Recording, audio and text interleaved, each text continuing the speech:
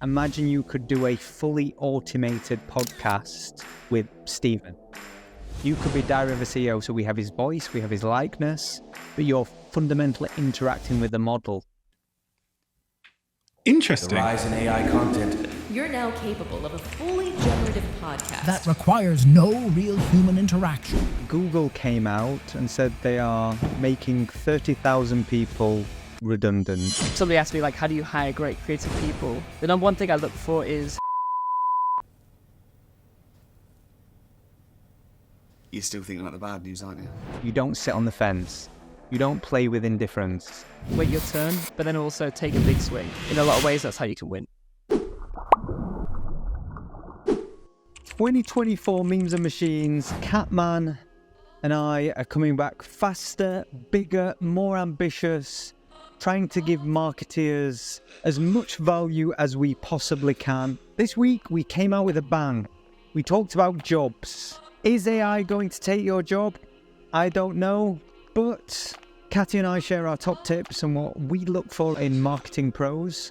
We talk about a heritage brand, the Stanley Cup, that 10x'd their revenues in just 3 years using social media partnerships and targeting new audiences. We talk about media predictions. Is YouTube the dominant force that's going to take over linear TV, Netflix, and all our viewing habits? Maybe. We talk about the GPT store. What does it mean for you, for brands in 2024? And finally, we conclude on a planning process. What does planning mean for you marketeers? How much planning should you do? And will it make you more effective in 2024? Fuck the ice bath. Memes machines every week is your year's resolution. Damn, I love that. Fuck the ice bath. I reckon that's another t-shirt. We have to do a minute drop this year. Fuck the ice bath. So many catty liners. Love it. Catman, we back, baby. How are you? I'm doing great, man. Doing great. Had a very enjoyable, restful few weeks. How are you? I'm good. I did the same. Spent Christmas in the sunshine. Returned a few days ago, and we're now 3 days into our start of our working year. It feels like 3 weeks because we are coming out firing at Flight Story, and we're all good. I was ready for some routine and some pace after quite a slow Christmas, so that's a good thing. Kept out the sun then? Get away, I got a beautiful tan. What are you talking about? It's glowing. Someone said to me when I walked in the office, you look glowing. Now, you know what? It's better than what most people say to me often. They go, you look tired. And I always hate that. So I'm like, I wouldn't ever tell someone if they were dressed in, a naff outfit. You wouldn't go, you don't look very cool today. But I would do that. You might. We generally feel it's acceptable to tell people they look tired. Yeah. I think that's code word for old. Get away. I'm feeling younger this year than I did last. I actually think I'm reversing. I'm like the Benjamin Button of marketing. I'm getting younger with age. Well, on that note, let's kick off. I got a couple of interesting topics I'd love to cover with you. First one, let's speak about New Year, New Start, jobs. I'm seeing a lot of headlines in the press. Notably, Google came out and said they are making 30,000 people redundant. And in the context of how big Google's workforce is, that's quite nominal and quite common through cycles in technology companies. However, the media tend to sensationalize these things. And the bit they picked up on was because of AI. And AI, generative AI specifically last year, huge topic. I think more and more people have started to question how their jobs will evolve. Will their jobs be affected? Will we see job losses as a consequence of all this new technology? So I thought a good starting point is talking about jobs and careers. Because at Flight Story, we are hiring aggressively. We have lots of new opportunities. And I'd like to ask you first and foremost, when you make hires, Catman, particularly in marketing, what skills and qualities do you look for in your people? And I assume they're different depending on the role, but you will have some common themes that you kind of look for when you're trying to build your marketing team. Go. Yeah, I think it's a question somebody asked me recently, actually. I hire for a lot of creative roles and have traditionally always hired for creative roles. And so somebody asked me, like, how do you hire great creative people? And for me, and this is probably the same for any role, creative or not, the number one thing I look for is high agency.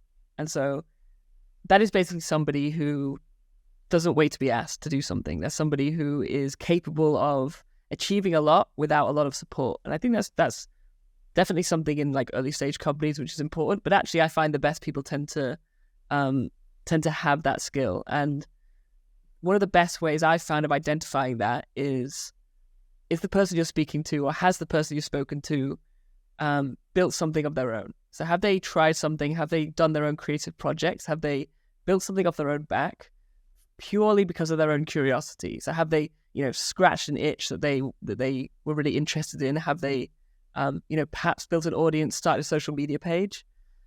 I've always found those people just have that ability. Therefore, when it translates to the kind of, professional, traditional career arena, they just have that ability to move quickly without too much direction. And when you have like a team of high agency people, you just find a lot more gets done, a lot more gets achieved. And particularly when you want to move quickly. And I think I'm always thinking about like, early stage hiring as well. I'm sure later stage hiring might be a different game altogether.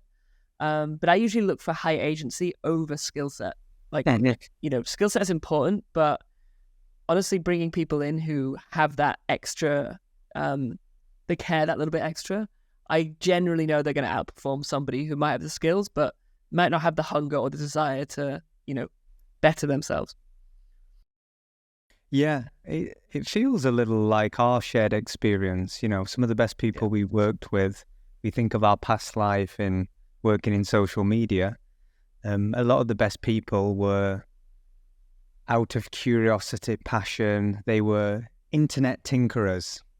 They were just building communities and pages and just obsessed with social media. And actually, they didn't have the experience that many seasoned marketeers had when you think about building brands and psychology and the variety of knowledge that you would expect to gather over time. But they had something unique and special. And I agree. You tend to find the learning curve of those people is accelerated. I would build, and my number one thing I'm looking for more and more increasingly is passion. I'm trying to establish themes because we hire across many disciplines, whether that's operational roles for the business ops roles, or whether that's service-based across creative services, strategic, media, and so on.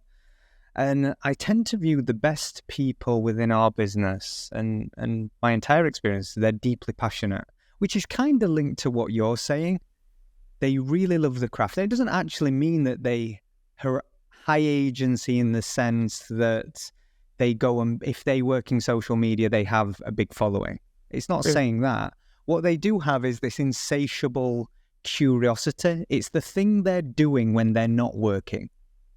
They have this passion. And I think, when you're building a team, at a core, if you can have a group of people that are deeply passionate about their craft, that is an incredible foundation.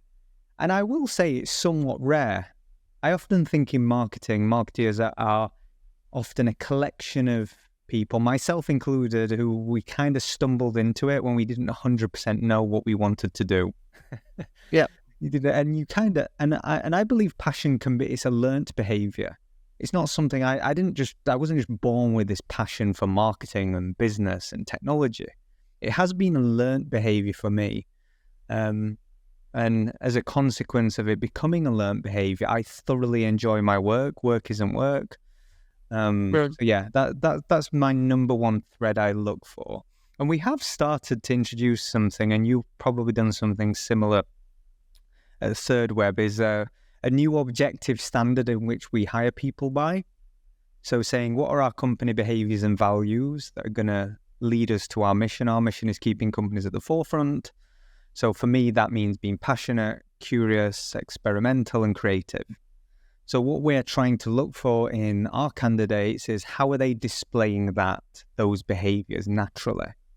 And it means that there's not a cultural disconnect and you're not forcing people to be things they're not.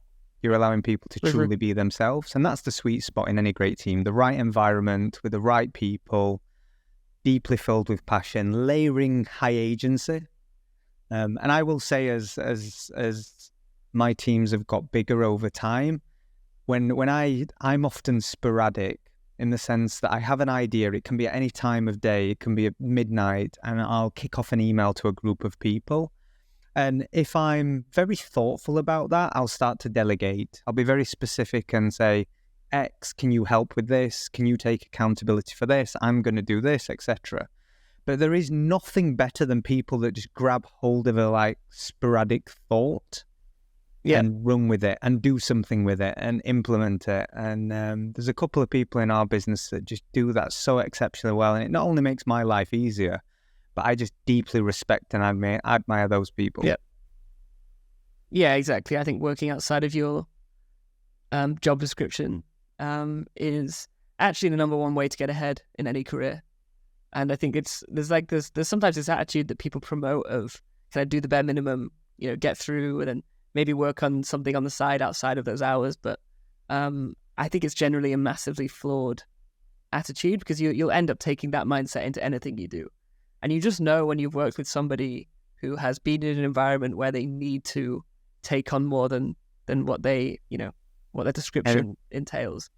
I've worked with people who, I think a lot of people who have been in big tech, maybe in the last 5 or 10 years, where there were a lot of big tech roles that were, they're kind of these bloated workforces. There are a lot of big tech roles that the requirement wasn't actually that much. And, you probably didn't have to step outside of your comfort zone that often. But because they have that big company on their resume, they get hired in a lot of places. Yeah. But I've worked with people like that, and I've worked with people who, have been in tiny startups or have been solo founders that have failed. And in general, it's those second people that they know that a company can't afford to have people who aren't, taking things and running with them. And they tend to perform 10 times better. And it's just interesting that in some ways, these kind of bigger companies, these bigger names can sometimes act as like a counter signal.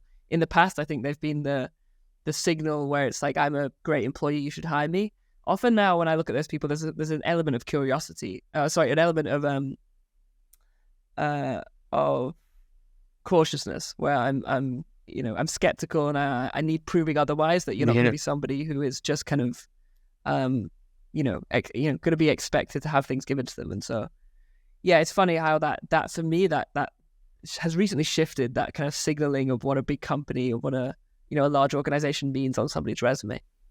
Yeah, it's interesting that shift. I think it's often just a reflection of an incredible brand, right? When you stick Google or Meta or name any big tech brand, because I think when you're in the startup community, you often make the assumption that they're way more advanced in their vetting process and training and the learning and development and the qualifying criteria. It's only the exact same thing of saying you went to Oxford or you went to Harvard. It doesn't mean they are the smartest people, but they are carrying the brand. But it is interesting. I have seen that public narrative of actually people say, if you are X this and X that, like, stay away from those people. I don't necessarily believe that to be true. I think you have to make your own, but it is interesting how it almost, to your point, can work against you, right? Yeah, I fully agree. There's no world where somebody should be not considered because of their previous roles, but I would definitely say that the sentiment has shifted, like you said, because I think for so long these workforces were bloated, but I also the smartest person in the room isn't necessarily the person you want. I think I think we've both seen this when we've hired people from various university, various college backgrounds. There isn't really a correlation between the better universities and the better employee. In my mind, anyway, I don't think I've ever seen a correlation that would suggest that. And so I think the same is for any big tech company or any big company as well. Yeah, I think that's fair. Okay, to be actionable on that line of thinking, you're a young person that wants, or any person, I keep saying young person, like marketing is only filled with young people, but you're someone that wants to develop a career in marketing. What are they doing to you to signal to you and apply for a job to get your attention in the many people that probably try and work Third Web? And then second question is, what actions and behaviors are you showcasing at the start of a marketing career? Where are you spending your time to grow as quickly as you possibly can? Honestly, and this is again like a personal data point, an anecdote. The first thing I do when I get somebody's CV or somebody applies for something is I'll go straight to their social channels, because I want to see if, I could read their experience, but is there a place where I can read about the work that they've done? And I think one of the most underrated things is just a really good personal website. You see it a lot with creatives. A creative with a great personal website stands out 10 times more to me than somebody who doesn't. Because it's just much more dynamic way of seeing the creative work they produced. I don't want to have to download a Google Doc. I don't have to look at PDFs. Like, if it's all there for me and I can find it easily, it's just 10 times easier. And then, social media is really powerful because it is an insight into the brain. It's an insight into the way they think. I remember, being really excited about potentially hiring people, going on their social channels and then seeing that they've been hammering their ex-employer. And that's like a very easy way for me to say, okay, this isn't somebody who we want on our team. And so I think people forget that, your social channels are actually a representation of how you think and who you are as a person. And it can be a really place if you're just talking about the work you do and you're sharing insights or thoughts about other pieces of work. If you get no likes, that doesn't matter. If you go to then, apply for something in the future, often you'll find that the person will browse that and they'll get an insight into who you are as an employee. And so I would say just get really good at talking about the work you do. Don't just do work, talk about it, break it down. Often you'll find that the work you do might seem obvious and easy to you because you're very close to that thing. I found that once you talk about the work you do, other people are amazed because they're not close to the thing. And so being shameless in talking about your work and promoting yourself, I think is, for me, the number one thing you can do to stand out, because a lot of people don't do it. Great advice. It almost feels self-indulgent to create your website, olivierandchev.com. But I 100% agree that projecting your ideas and how you think is a wonderful way. Even if you're in any profession, as you were saying that, I was recounting the number of times whereby my first port of call, when I go, we have this role, often a senior role, and I go, I love the way that person thinks. In many cases, I don't even know where they work. I don't know where they live. I know very little about them, but I remember I like the way they communicate. And often these people are people with strong opinions that I don't agree with all the time, but they consistently show up. And you always have to remember the silent majority. I liked when you said you don't have to get any it's not about getting engagement. It's about speaking your truth and putting good ideas into the world in a professional capacity, whether that's Twitter, LinkedIn, if you're a more creative person on other visual forums. It was interesting. Our creative studio were asking, what would I look for in the vetting process for social media managers? We're looking at bringing in some new fresh talent into the business, and my number one thing was are they content creators themselves? That's it doesn't exclude you, but it's a way to stand out. It's a way to say this person understands how to capture attention and communicate in the world that is highly effective.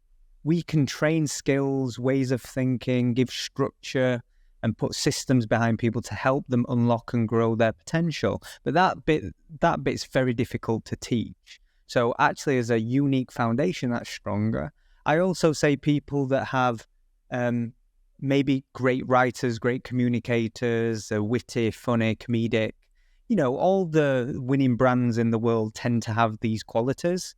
So we Yeah. look for these behaviors, and it's very difficult, to your point, off a traditional CV to kind of discern that. So you kind of maybe do have to be more creative in how you show up in the world.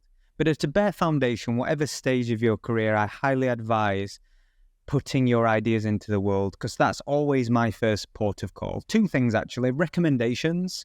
Someone within the team or someone I know says, I recommend this person. And if I respect that person, I will take their word and go, if they think they're good, they must be good.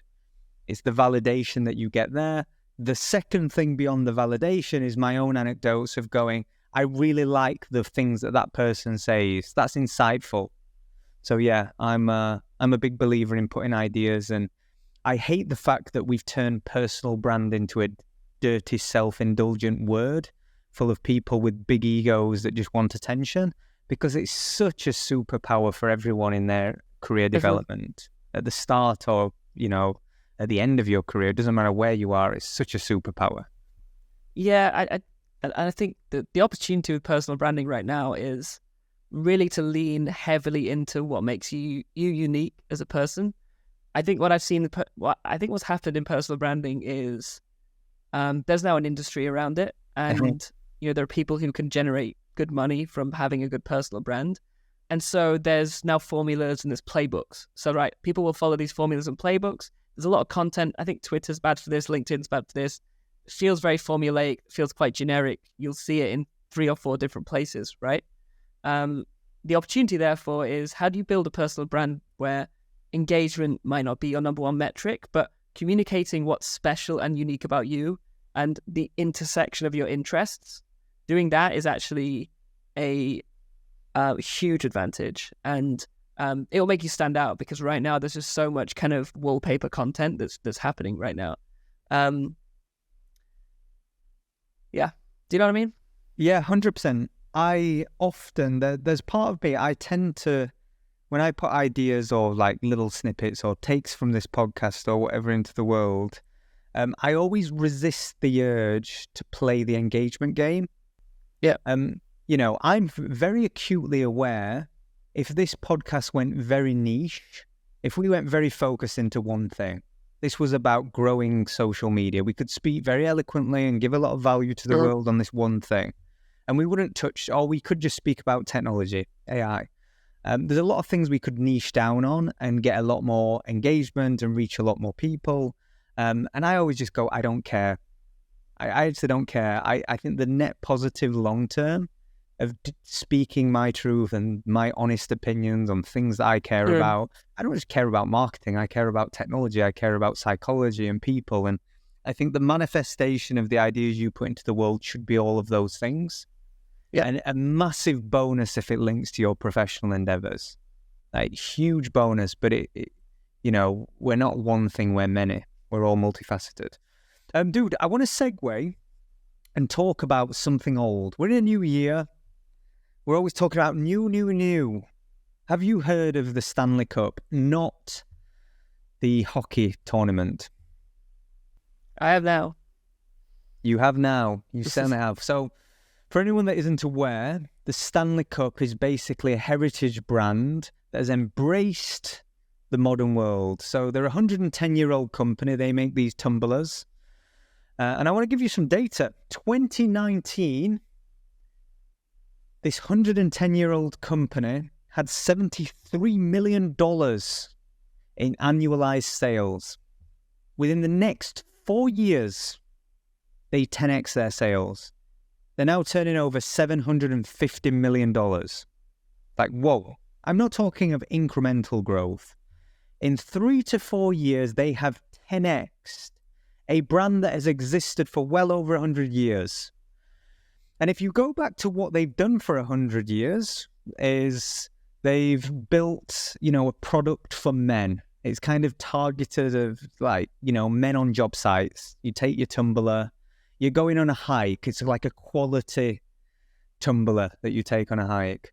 In 2019, though, something happened at the back end. There was a blog post which basically gave this glowing review for this tumbler. And this was an all-women audience, huge female audience. And since then, they chose not to ignore this moment. They looked at the data and they had this huge spike in sales. And they went, we're going to listen and we're going to adapt. And they started to introduce more stereotypical feminine colorways.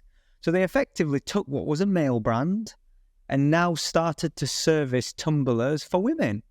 Different colorways, collaborations. They embraced influencer marketing. They started doing these partnerships and collabs with Starbucks. And within a short space of time, again, I repeat, 100-plus-year-old brand 10x's their business, which is absolutely wild. So my question to you is, what do you think they got really right, and what can brands, companies, and organizations learn from this success story? It's kind of wild. I think they really understood.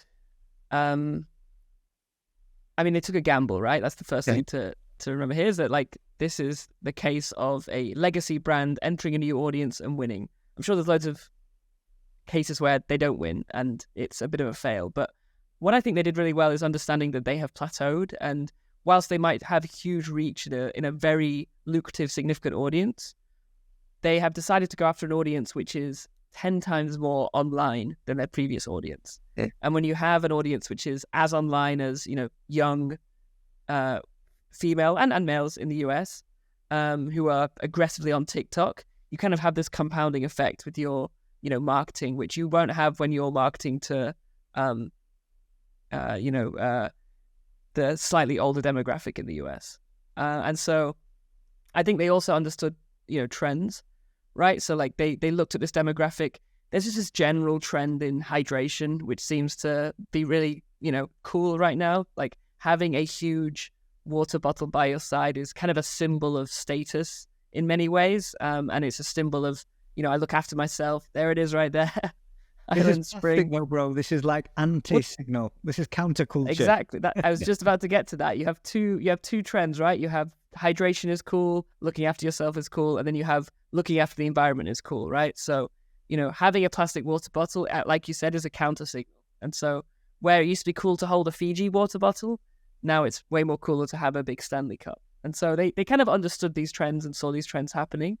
And they had the benefit of, a legacy brand. They had the benefit of 100 years of brand building. It's amazing to see that they could easily translate that from one demographic to another. But there was also that kind of humor that I think drove it. You had people who were used to seeing this brand in the hands of their grandpa or their grandma or, one of their older family members. And now there are 15-year-old girls running around with it. And so I think there was that kind of humor that drove it as well. But yeah, I think just, if you read a little bit more about it, they had a marketing executive who had previously worked with Crocs and was responsible for taking Crocs from this kind of uncool, again, worn by your mum or your grandma around the house. All of a sudden, they were collaborating with Post Malone, and now every cool kid's wearing it. And so they basically took the same playbook. It was the same executive, took that playbook, applied it to Stanley, and it works. And I think it's just the power of influencer marketing combined with the legacy of heritage brands, I think can be really powerful. And I think timing is everything because, for some reason right now they're cool. They might not be in the future, but they have cashed in at the right time. Yeah. It's the best of both worlds, right? There is something really cool about brands with staying power. For any organization to stand the test of time is phenomenal. I once saw a chart and it said the top 20 companies in the world back in 1970 by value. Guess how many of those companies exist today that were in the top 20 back then? Like maybe one, Coca-Cola or something. And then, it just shows how difficult it is to stay at the top of any field. But you're right. I firstly admire the bravery. It shows what a difference a very significant marketeer can have in an organization with the willing power, with the credibility and the know-how of modern culture and how to attach brands to culture. And the pace at which they deployed is incredibly impressive. What most brands try and do is in their when they're from, let's say, a more heritage or conservative nature, they talk about risk. They talk about, like, we can't do this isn't how we do things. So they do things incrementally, or they do things like small tests. What was done here was aggressive, to introduce many new product lines. And it can be done in a practical way where you can have safeguarding. And that's the great thing about digital marketing. It's, you can speak to different people with different messages at different times. So I think, there's a lot can be learned. And personally, I think we're seeing it more and more. Like when you were talking about, countless brands have done it now, like Birkenstocks, super cool. These heritage brands that have existed for a long time. And actually there's something that's very authentic about taking something that your parents wore and reinventing it and making it, let's say, relevant for today. So I really love that. It's always just like wait your turn, but then also take a big swing. Like you said, I think in marketing there's a lot of what's celebrated is like small tests, small little, experiments. But there's a lot to be said for, we're going to take our brand in a completely different direction and we're going to go 100% in that direction. And in a lot of ways, that's how you can win. Yeah, it was interesting. I saw a lot of controversy on big bets where, like, WH Smith, another legacy brand, had come out and they'd created a new logo. And it looked like the NHS, and they were getting slammed. It's like, that's not a big bet. Changing a logo is not we overestimate how much that even matters. And the fact that it was this naff logo, the point that they actually missed was WH Smith generally is a company that stood the test of time. You've got to respect that staying power. And the point that people missed within that whole narrative was the fact that was a test, that was a pilot across 10 stores. And it wasn't a rollout, but the world often lacks context. We work in headlines today. Communication is void of context, and it actually shows you as a marketeer, the fact that they put this out into the world and it didn't work is a good signal, maybe they shouldn't do it. So it's almost like, as marketeers, you have to play two games. Small tests for feedback. But when you do go, you go absolutely aggressively. You don't sit on the fence. You don't play with indifference. You make a stand and stand for something. And then there's a lot can be learned from, I suppose, both of those lessons. Dude, over the holidays, I read several reports. I'm always keen on hearing predictions across many sectors, and I'm very keen to kind of get a lens into where we may be headed. And one of the data points I found really interesting, and it was from Barb, was that today YouTube grew 32% on TV.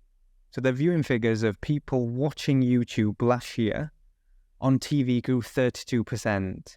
That's very significant, right?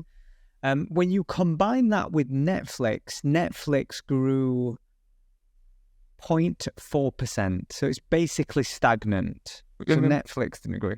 Which means that at the same rate, if that continues, by the end of the year, YouTube on TV will have overtaken Netflix. Firstly, what do you think this means for our media landscape more broadly? A signal that YouTube is now a prime player on, let's say, linear TV in many respects? And does this mean there is a huge opportunity for kind of companies or brands to be more than brands, to become media entities? Mm-hmm. It's really strange, I think, comparing YouTube and Netflix, because they do feel like very different experiences and very different companies, but at the end of the day, they're competing for the same attention. So I understand that. In my mind, it's very difficult for Netflix to ever compete with YouTube, because if you think about the incentivization for creators or anybody to put content on YouTube, it's inherent, it's built in, right? Like, it's very, anybody who's launching a podcast or launching some kind of media entity today, they're going to go to YouTube first, because there is permissionless uploading. Anybody can upload. There's also monetization built in. So people can build businesses, they can build livelihoods from creating on YouTube. Netflix is just not like that. You know, you need permission from the platform. They need to invite you in. They need to pay you a big deal to make something. And so there is just a lot less content, and it's like a very different game they're playing altogether. And so in my mind, the real interesting shift here is simply that people are now watching YouTube on TV, right? Like that for me is the big headline, is that like they're no longer watching high production, high value TV shows. They're watching their favorite creators. And I think the real opportunity on YouTube is production studios or creators who are now looking to create more elevated, maybe higher production content, and to really take away that attention time away from, you know, shows on Netflix, which it's, again, they're probably 10 times more expensive to make, but actually you're getting the same amount of eyeballs. And so I think YouTube have the benefit of incredible network effects. You have, you know, tens of millions of creators who are earning a living creating on that platform and are incentivized to grow and reach more people every single week. I don't know if Netflix have those same kind of effects, and they're kind of burdened to always be paying out contracts or looking for the next big show, or, you know, trying to pivot their platform in some way. Yeah, fundamentally, YouTube just has an incredible business model by democratizing creative, and they've hit a point of distribution and scale that is unparalleled. And you're right, whereas Netflix will live and die by its ability to create amazing programming or to license. But what I think is interesting in this whole saga is, I don't know if you're familiar with kind of Coca-Cola. Famously, they were known for kind of pioneering the thought that, and they use this term, share of mouth. They weren't competing with other soda drinks, Pepsi. People would talk about Pepsi as their competition. They were competing with Nescafe and coffee and water. And Coca-Cola have always had this philosophy. In the same way, today, TikTok doesn't see itself as a social media platform. It sees it as an entertainment platform, vying for your attention. It's competing with TV, with Netflix, with social media. And fundamentally, that's the media battle that is being played today, is attention. So if I'm a brand and I understand this, not just this trend, but this dynamic, you're almost forced into, well, we probably have to play this game. So we've talked about this often, that brands will neglect YouTube because it's really hard to gain traction. And for me, just because something's really hard isn't a good enough reason why you shouldn't do it if the rewards are so high. We've mentioned this many times before, but so many brands are like doing it in interesting ways now. We've said Foot Asylum as a great example of, they have effectively become a media company. Foot Asylum aren't famed for, I would say in the eyes of people, they're arguably on par for the entertainment that they do and their collaborations.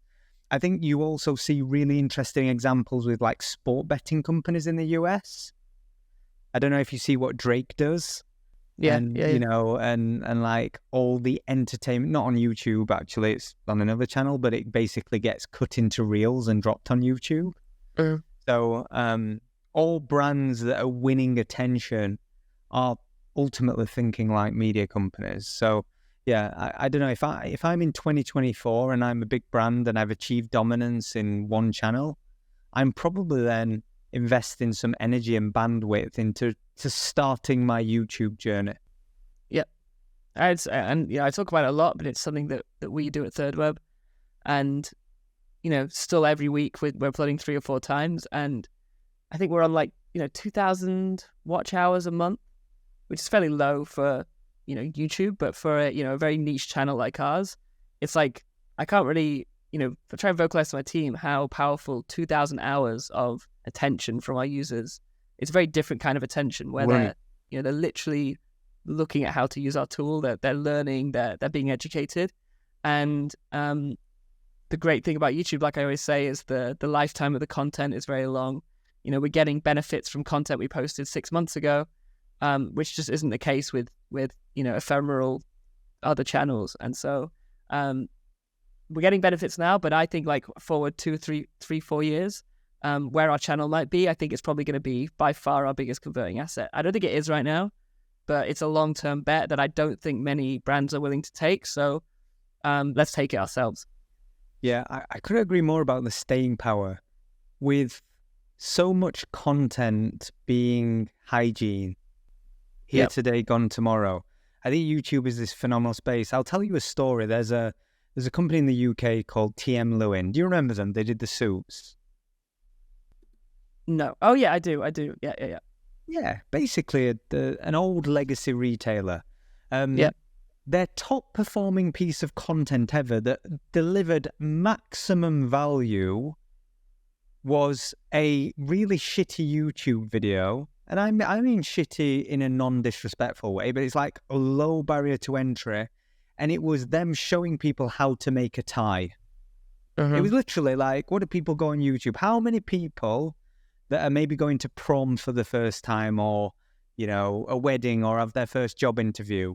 And how many people will go on and say how to tie a tie? Yeah. Millions, apparently. Because this piece of content that they made a decade ago, just dropped it on YouTube, it cost them literally nothing, has provided value for years and years and years and years. It's got millions of views. And I go, there's lessons to be learned in that, right? For every brand.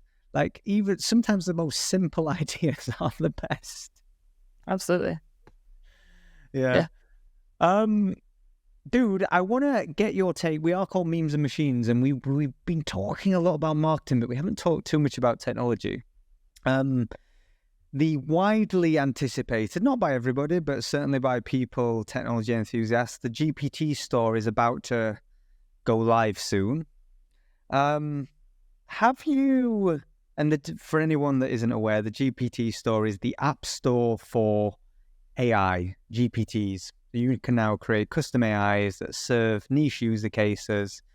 And the critics of this say that the GPT store has lacked luster, and, it hasn't been a success in terms of there's not as many people making GPTs as they probably hoped or anticipated. The GPT store isn't active yet, so you can't comment on the store itself. But my question to you is, how do you think about that? And should companies, not just technology companies, should they be building GPTs or playing, or is the GPT store going to be like 2024 or 2023 Threads, just going to disappear and die? What do you think? No, I mean, like, whenever you have a store like this, think back to the App Store. The first apps we downloaded were us pretending to drink beer, and I don't know. I remember that game, the flick game. You would like flick.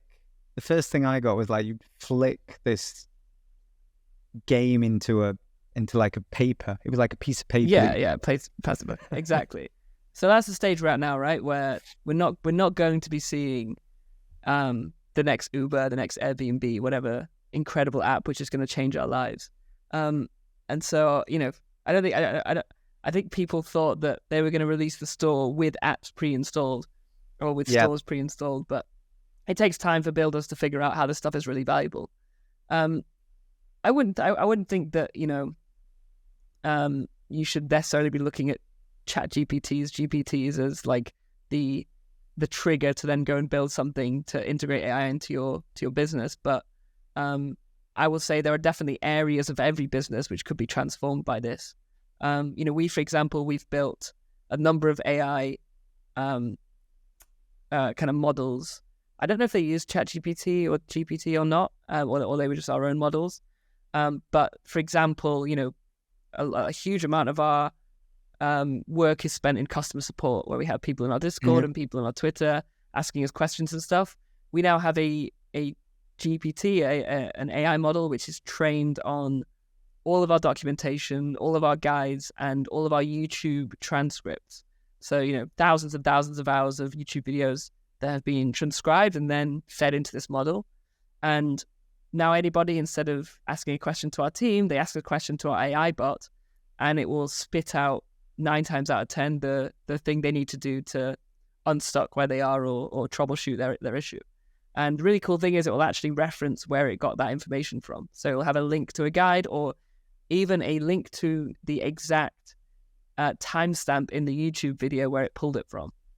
And so there are these huge opportunities out there where you're going to find that you can, if you think about the win case there is that we're spending hundreds fewer hours hands on keyboard at responding to people because we have this bot who can do it all for us now, and that's going to save the company so much time and so much money. And so there are a lot of obvious use cases that aren't really sexy and exciting for businesses to use this now, but I'm not convinced I'm not convinced we're going to see anything on the store that millions of people are going to use tomorrow because, the killer use cases still haven't really been discovered or thought of yet.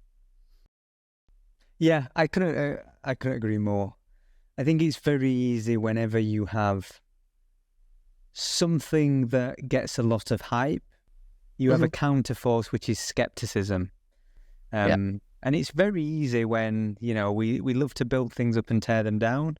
And they're the voices that, rise to the top.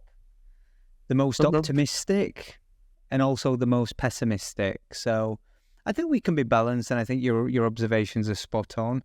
A side point, we've been, over the holidays, messing a lot with automation agents. So for anyone not familiar, an automation agent is effectively taking different AI tools or AI softwares and combining them to create a process or an outcome.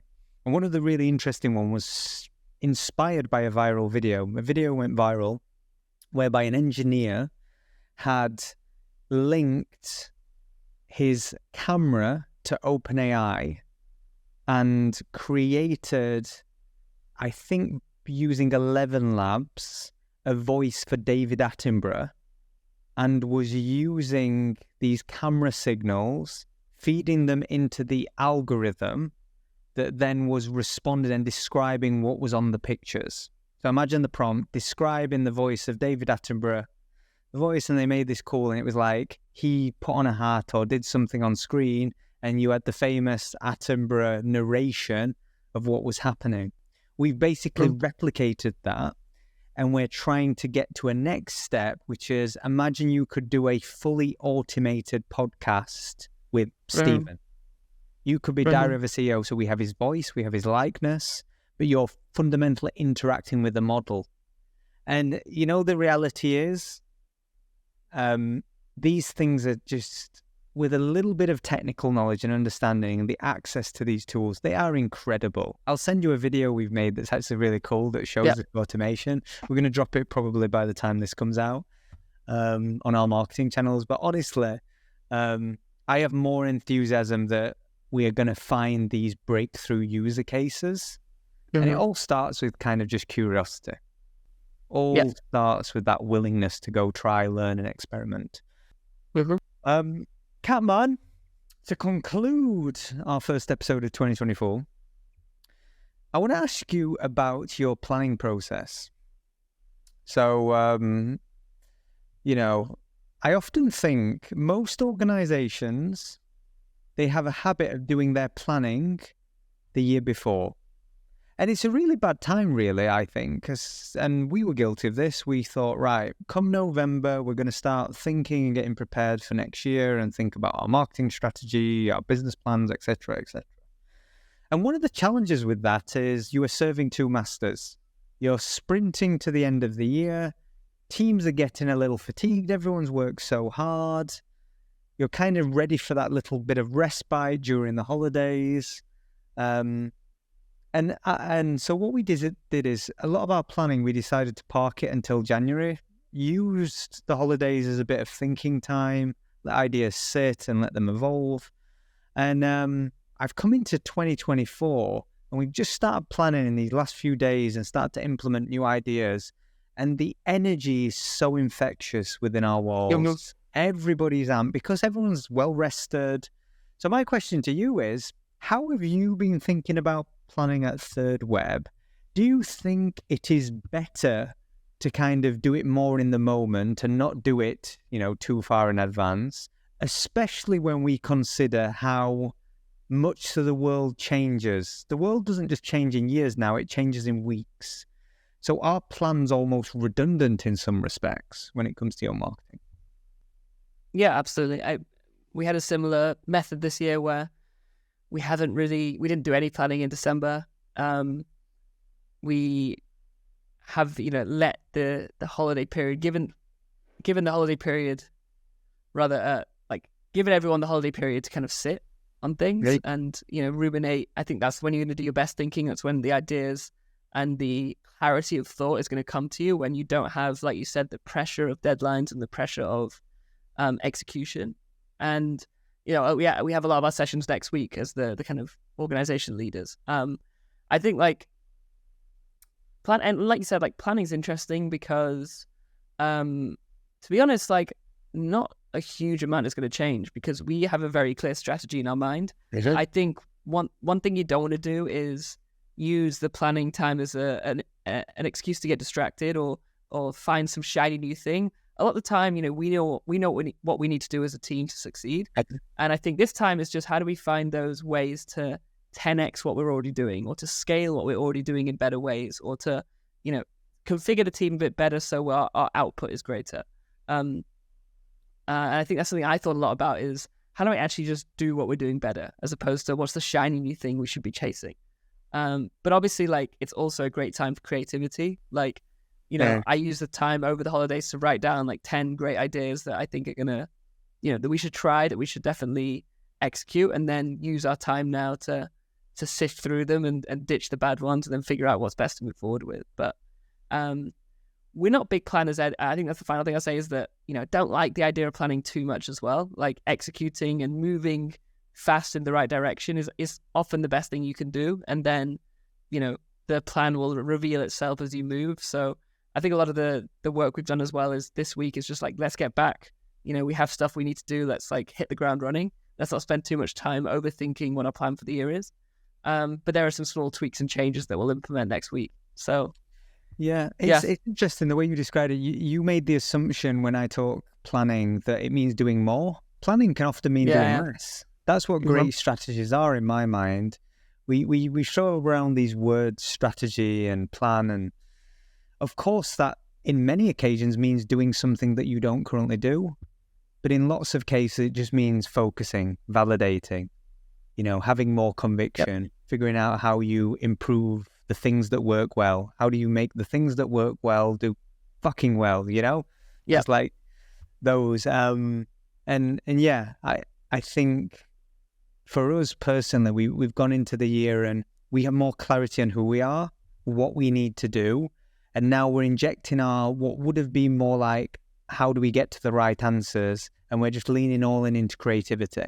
So we've just got this ambition and we've got 4 or 5 projects moving at the same time, but they're all focused. And what a focus for us is we only operate as a business through content.